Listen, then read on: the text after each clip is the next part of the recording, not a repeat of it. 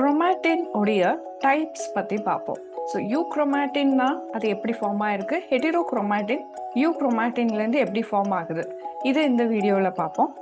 அதுக்கப்புறம் இந்த ஹெட்டிரோக்ரோமாட்டினை எப்படி வகைப்படுத்துகிறாங்க அதையும் இந்த வீடியோவில் பார்ப்போம். சுபாஷ் லைஃப் சயின்ஸ் தமிழ் இந்த சேனலில் போய் பார்த்தீங்கன்னா உங்களுக்கு நிறைய கான்செப்ட்ஸ் வீடியோஸாகவும் ஷார்ட்ஸாகவும் கோர்சஸ் அண்ட் பிளேலிஸ்ட்லையும் உங்களுக்கு நிறைய கான்செப்ட்ஸ் அப்லோட் ஆகப்பட்டிருக்கு. உங்களுடைய எக்ஸாம் ப்ரிப்பரேஷனுக்கு நீங்கள் ரெஃபர் பண்ணி பார்க்கலாம். இப்போ ஷார்ட்ஸ் பார்த்தீங்கன்னா இது நம்மளுடைய லாஸ்ட் மினிட் ப்ரிப்பரேஷன் ஆர் ரிமெம்பரன்ஸுக்கும் ரொம்ப ஹெல்ப்ஃபுல்லாக இருக்கும். ஸோ இதையும் நீங்கள் ரெஃபர் பண்ணி பார்க்கலாம்.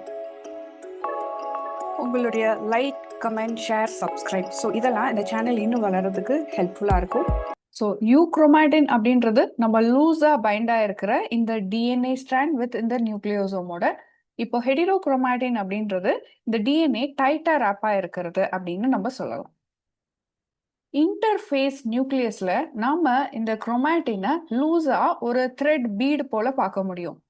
அதுலயும் இந்த குரோமோசோம் டெரிட்டரி அப்படின்னு சொல்ற சிடி பார்டர்ஸ், இந்த பார்டர்ஸ்குள்ள கன்ஃபைன்டா இருக்கும். பட் கொஞ்சம் இன்டர்மிங்கிள்டு, பக்கத்து பார்டரோட இன்டர்மிங்கிள்டா இருக்கும்.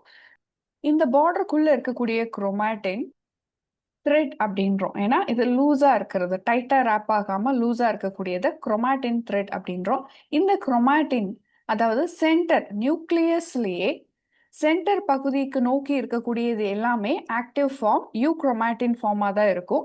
அந்த நியூக்ளியர் மெம்பரன் லாமினாவை ஒட்டி இருக்கக்கூடியதெல்லாம் வந்து ஹெட்டிரோக்ரோமாட்டின் அப்படின்னு சொல்லலாம். ஸோ இந்த ஹெட்டிரோக்ரோமாட்டின் எல்லாமே ரெப்ளிகேஷன், அதாவது ஆர்என்ஏ ப்ரொடக்ஷனுக்கோ ரெப்ளிகேஷனுக்கோ ரொம்ப பார்ட்டிசிபேட் பண்ணாத குரோமாட்டின் ரீஜனாக இருக்கக்கூடியது. ஸோ இந்த லமைனால வந்து பைண்ட் ஆயிருக்கும். யூக்ரோமாட்டின் அப்படின்றது toward centre of the nucleus இருக்கக்கூடியது. ஹெட்டிரோக்ரோமாட்டின் அப்படின்றது நியூக்ளியஸ் உடைய லமைனா ஒட்டி பார்டரை ஒட்டி இருக்கக்கூடியது. இப்போ இந்த ஸ்ட்ராங்கா ஸ்டெயினை எடுத்துக்கக்கூடிய பகுதியை என்ன சொல்றாங்க அப்படின்னா ஹெட்டிரோபிக்னாட்டிக் அப்படின்றாங்க. ஸோ ஹெட்டிரோபிக்னாட்டிக் அப்படின்றது பொதுவாக ஹெட்டிரோக்ரோமாட்டின் தான் ஸ்ட்ராங்காக இந்த ஸ்டெயினை அட்ராக்ட் பண்ணக்கூடியதாக இருக்குது. ஸோ ஸ்ட்ராங்காக ஸ்டெயினை அட்ராக்ட் பண்ணாதது எல்லாமே இப்போ நெகட்டிவ்லி ஹெட்டிரோபிக்னாட்டிக் அப்படின்னு சொல்கிறாங்க. இந்த ப்ரோ மெட்டாஃபேஸ் நியூக்ளியஸ் ஸ்டேஜில் தான் குரோமாட்டின் த்ரெட்ஸ், இந்த த்ரெட் வந்து டைட்டா ரேப் ஆகி குரோமோசோமா ஃபார்ம் ஆகுது. இந்த குரோமோசோம்ல எந்த இடத்துல யூக்ரோமாட்டின், எந்த இடத்துல ஹெட்டிரோக்ரோமாட்டின் வந்து அமைஞ்சிருக்கு அப்படின்னு பார்ப்போம். இப்போ இப்படி ரெண்டு பகுதியா இருக்கக்கூடியது ஸோ த சிஸ்டர் குரோமாட்டிட்ஸ் அப்படின்னு சொல்றோம். சிஸ்டர் குரோமாட்டிட்ஸ் உடைய எட்ஜஸ்ல அப்புறம் சென்டர்ல இருக்கக்கூடியது தான் நம்மளுடைய ஹெட்டிரோக்ரோமாட்டின் ரீஜன். அதுக்கப்புறம் இந்த சென்டர்ல இருக்கக்கூடியது, அதாவது டீலோமியருக்கும் சென்ட்ரோமியருக்கும் நடுவில் இருக்கக்கூடியது தான் யூக்ரோமாட்டின் அப்படின்றோம்.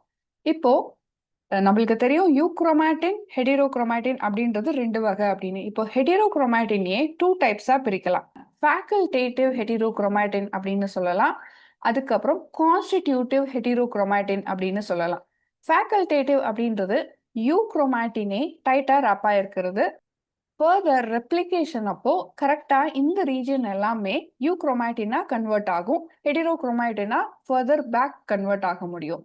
ஸோ இது டிஅசிட்டைலேஷன், அசிட்டைலேஷன், மீத்தலேஷன், டிமீத்தலேஷன் மூலியமா நடக்கக்கூடியது.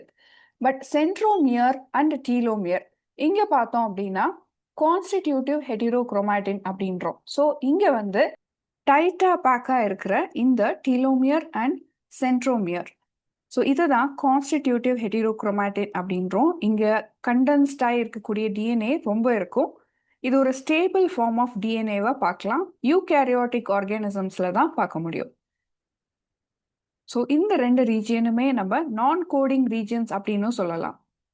ஸோ சென்ட்ரோமியர்ல ரேப்பா இருக்கிற இந்த கான்ஸ்டிடியூட்டிவ் ஹெட்டிரோக்ரோமாட்டின் எதுக்கு ஹெல்ப் பண்ணுது அப்படின்னா கைனட்டோகோர், அதாவது செல் டிவிஷன் அப்போ இந்த கைனட்டோகோர் உடைய பைண்ட் ஆகிறதுக்கு ஹெல்ப் பண்ணும், மைட்டோசிஸ் ஆர் மியோசிஸ் அப்போ.